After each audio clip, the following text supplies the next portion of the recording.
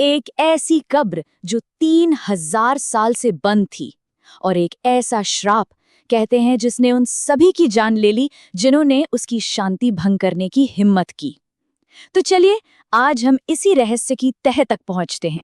जो इस फैरो की नींद में खलल डालेगा, मौत उसे अपने पंखों पर उठा ले जाएगी। ये थी वो बदनाम चेतावनी जो इस पूरी रहस्यमय कहानी की नींव बनी। लेकिन क्या इसमें कोई सच्चाई थी? 22 ये कोई छोटी मोटी संख्या नहीं है। सिर्फ एक प्राचीन कब्र के खुलने से 22 मौतों को जोड़ा गया। और इस संख्या में वो सभी लोग शामिल थे जो उस खोज से सीधे या किसी न किसी तरह से जुड़े हुए थे। खोज करने वाले, पैसा लगाने वाले और यहाँ तक कि उनके परिवार वाले भी। तो सवाल ये है कि ये कहानी, ये लेजेंड आखिर शुरू कहाँ से हुआ?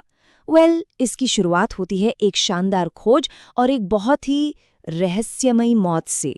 सोचिए, नवंबर 1922, मिस्र के valley of the kings. Archaeologist Howard Carter को कुछ ऐसा मिलता है जो 3000 साल से किसी ने नहीं देखा था।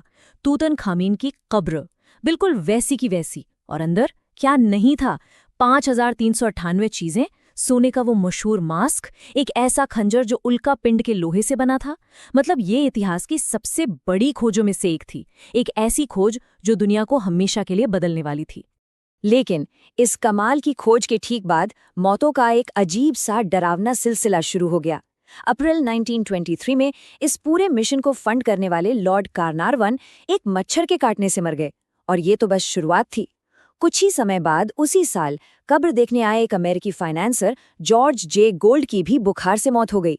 फिर मम्मी का एक्सरे करने वाले रेडियोलॉजिस्ट सर आर्केबाल्ड भी चल बसे।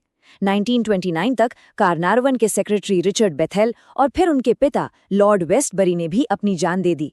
ऐसा लग रहा था मानो कोई पैटर्न हो, कोई श्राप जो एक एक कर सबको निशाना बना रहा था। और फिर ये अजीबोगरीब इत्तेफाक, मतलब जिस पल लॉर्ड कार्नारवोन ने दम तोड़ा, पूरे काहिरा शहर की बत्ती गुल हो गई। और तो और उसी वक्त हजारों मील दूर इंग्लैंड में उनका कुत्ता सूजी जोर से चिल्लाया और मर गया।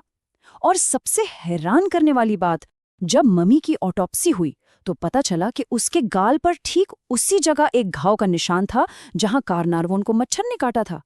अब इसे क्या कहेंगे? ये सब सुनने के बाद तो किसी को भी लगेगा कि श्राप की कहानी बिल्कुल सच है ना? लेकिन क्या वाकई ऐसा था या कहानी कुछ और ही है? चलिए अब इस लेजेंड की परतें हटाते हैं और देखते हैं कि इसके नीचे सच्चाई क्या छिपी है। तो श्राप का सबसे बड़ा सबूत क्या था? वो चेतावनी जो कहते हैं कब्र के दरवाजे पर लिखी थी। पर असलियत जानते हैं क्या है?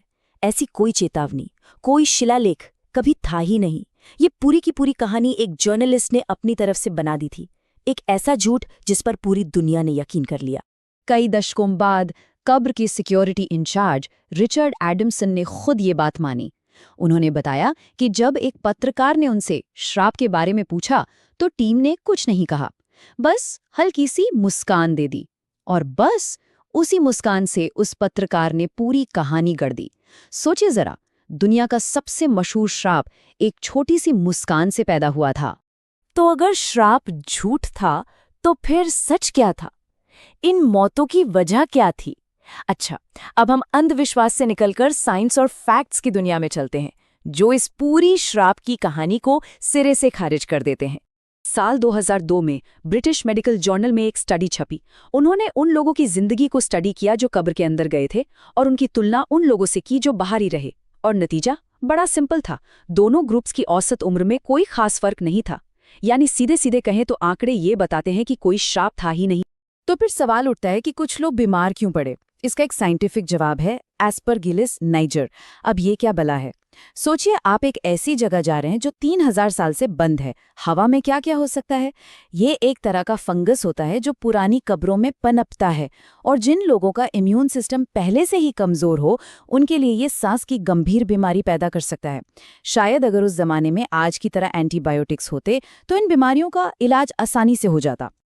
और उन अजीब इत्तेफाकों का क्या? काहिरा में लाइट जाना। अरे 1920 के दशक में काहिरा में पावर कट होना बहुत ही आम बात थी। कार्नारवॉन का कुत्ता, अगर टाइम जोन का हिसाब लगाएं तो पता चलता है कि कुत्ते की मौत कार्नारवॉन की मौत के ठीक उसी पल नहीं बल्कि घंटों बाद हुई थी। और खुद लॉर्ड कार्नारवॉन, वो पहले से ही काफी बीमार रहते थे और उस जमाने में जब पेनिसिलिन नहीं थी, एक कीड़े का काटना भी जानलेवा साबित हो सकता था। और वो मम्मी के गाल के निशान, ये कहानी एक ऐसे अखबार ने फैलाई थी जो इस खोज की एक्सक्लूसिव कवरेज न मिलने से चिढ़ा हुआ था। देखिए, जब आप फैक्ट्स को देखते हैं ना, तो ये इत्तेफाक इतने भी अजीब नहीं लगते। लेकिन कहानी यहीं खत्म नहीं होती। कहानी का असली और सबसे बड़ा ट्विस्ट तो अभी बाकी है। ये कि श्राप तूतनखामेन का नहीं था, बल्कि तूतनखामेन की अपनी जिंदगी ही एक श्राप थी। हकीकत ये है कि तूतनखामेन एक बहुत ही कमजोर राजा था। उसका जन्म सगे भाई बहन की शादी से हुआ था, जो उस दौर के शाही परिवारों में एक आम बात थी। लेकिन इस प्रथा के नतीजे बहुत भयानक होते थे। जरा सोचिए, एक ऐसा राजा जो ठीक से चल भी नहीं सकता था, उसे क्लब फुट नाम की बीमारी थी जिसकी वजह से वो बिना सहारे के एक कदम नहीं चल सकता था। तभी तो उसकी कब्र से 130 चलने वाली छड़ियां मिली हैं। उसे कोहोलर डिजीज नाम की हड्डियों की एक और दर्दनाक बीमारी थी, और मलेरिया भी। वो इतना गुमनाम राजा था कि उसके बाद के फेरों ने इतिहास के पन्नों से उसका नाम ही मिटा दिया। और शायद यही वजह थी कि उसकी कब्र चोरों की नज़र से बची रह गई। उसकी पूरी जिंदगी ही तकलीफों से भरी थी। अब एक सीधा सा सवाल, अगर ये श्राप असली होता तो इसका पहला शिकार कौन होना चाहिए था? और यही कहानी का सबसे बड़ा मजा है। विडंबना देखिए, जो लोग उस तथाकथित श्राप के सबसे ज्यादा करीब थे, उन्होंने सबसे लंबी जिंदगी जी। लॉर्ड कार्नारवॉन की बेटी लेडी एवेलिन, जो कब्र में घुसने वाले पहले लोगों में से एक थीं, वो 78 साल की उम्र तक जिंदा रहीं। और डॉक्टर डगलस टेरी, जिन्होंने अपने हाथों से मम्मी की ऑटोप्सी की थी, वो 87 साल तक जिए। और वो इंसान जिसने ये सब शुरू किया, जिसने उस कब्र को खोला, हॉवर्ड कार्टर, वो इस खोज के बाद पूरे 16 साल और जिंदा रहे। जिंदगी भर लोग उनसे उस श्राप के बारे में पूछते रहे और उनका जवाब हमेशा एक ही होता था, मैं तो अभी भी जिंदा हूं। इससे बड़ा सबूत और क्या हो सकता है कि श्राप बस एक कहानी थी। तो आखिर में एक बात सोचने वाली है। पुराने मिस्र के लोग मानते थे कि असली मौत तब होती है जब आपका नाम लेना बंद कर दिया जाए। तूतनखामेन को 3000 सालों तक भुला दिया गया था। तो असली श्राप उसकी कब्र को खोजना नहीं, बल्कि उसका भुला दिया जाना था। और असली वरदान वो था उसका फिर से खोजा जाना, जिसने उसे इतिहास में हमेशा हमेशा के लिए अमर बना दिया। तो क्या ये कहानी एक अभिशाप की है या अमरता की?